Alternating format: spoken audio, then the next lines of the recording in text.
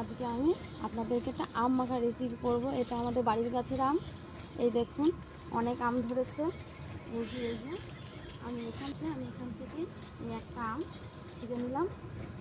চলুন এবার আমটা আমাদের কাটা হয়ে গেছে। এবার আমরা আমটা কুড়ে নেব।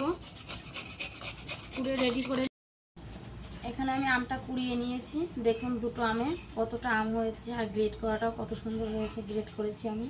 এখানে নিয়েছি আমি সরিষার তেল, এখানে নিয়েছি আমি একটু জলজিরা, এটা বিট নুন নিয়েছি, লঙ্কা নিয়েছি, একটু কাসুন্দি নিয়েছি। এবার মেখা করে দিয়ে দেবো। প্রথমে আমি তেলটা দিয়ে দিলাম, এখানে আমি বিট নুনটা দিয়ে দিচ্ছি, জলজিরাটা দিয়ে দিচ্ছি, এবার কাঁচা লঙ্কা। এখানে একটু শুকনো মরিচের গুঁড়ো দিলেও দিতে পারেন, কিন্তু প্রচণ্ড গরম, শুকনো মরিচের গুঁড়োটা দেবো না। 4টে কাঁচা লঙ্কা দিচ্ছি আমি। আর এখানে আমি দিয়ে নেবো একটু কাসুন্দি। আমি 1 চামচ মতন কাসুন্দি দিয়ে নিলাম। এবার আমি এটা নাড়বো।